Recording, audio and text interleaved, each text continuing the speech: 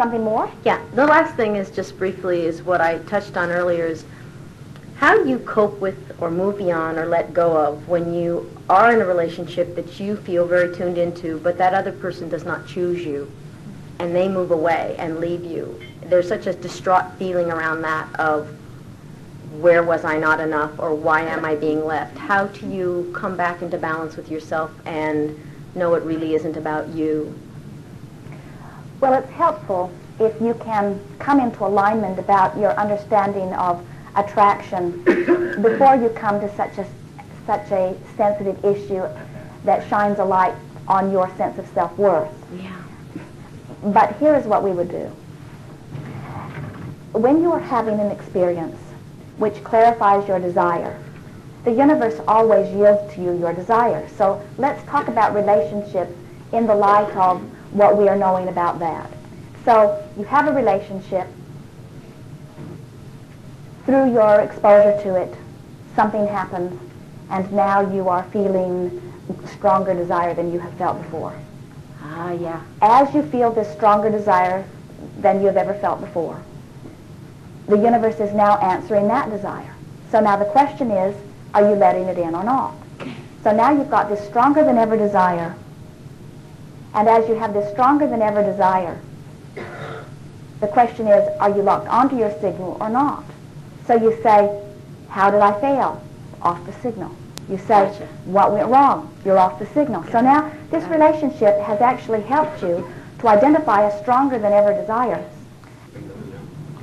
So now you have a stronger than ever desire, and your new question is, am I locked onto my signal or am I locked off of my signal?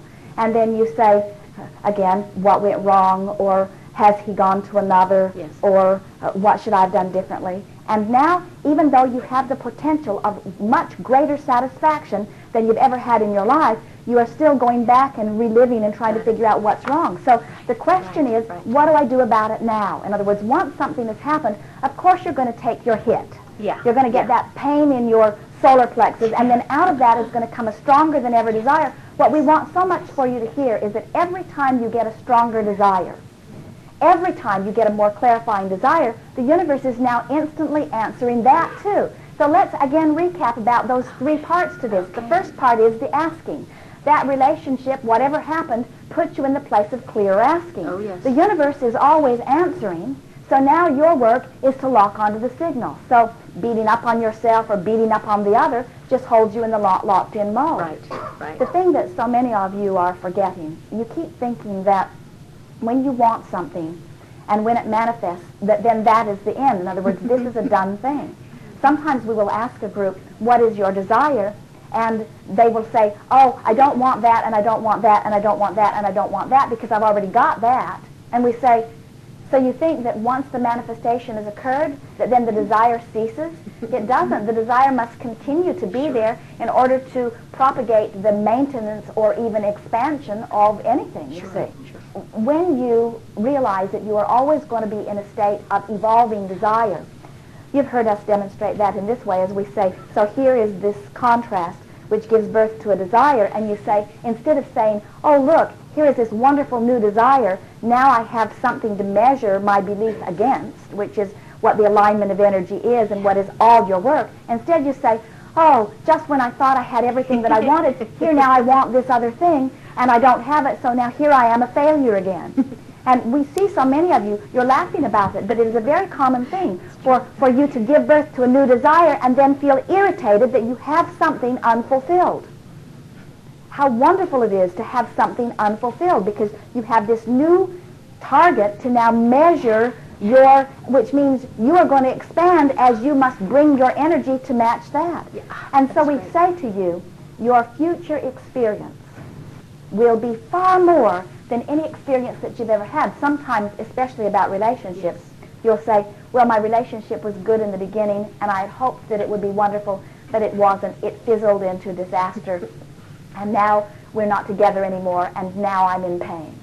And we say, oh, you are in a much better place than you know, because your desire is sharper, you're asking more clearly, the universe is still answering. If you'll let it in, what will come now as a result of this experience will be far more excellent than anything that you could have lived otherwise, you see. I love it. So then you say, oh, well then it wasn't a bad experience, locked off. It was a good experience, locked on. I'm not a failure, locked off. I'm expanding, locked on. I don't hate this other person, locked off. I've received clarity and benefit, locked on. I didn't do something wrong, locked off. I'm always evolving.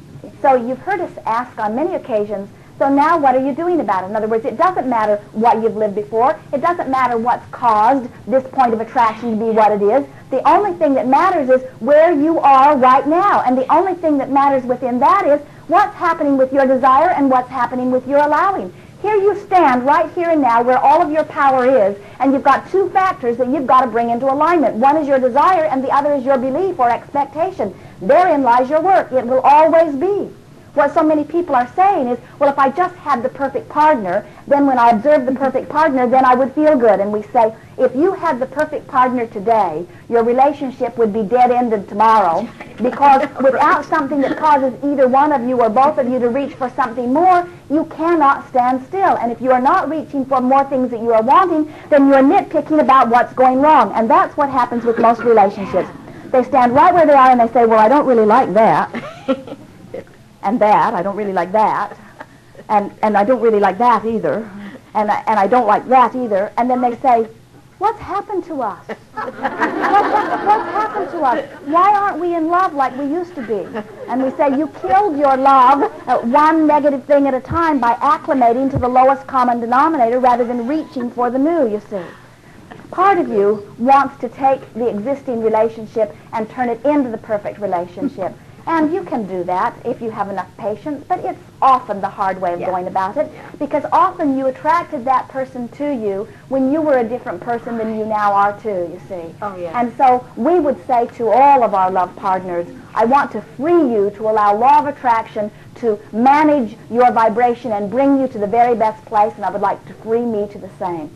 And we wouldn't get too hung up on this idea of failure, because what physical beings are calling failure means, what you usually mean by it is, I should have made this work. I should have been able to stand right here in this isolated situation, and I should have been able to make it work.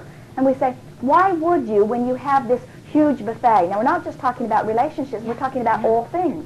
Reach to the boundaries of the universe and let the universe yield to you all that you are becoming.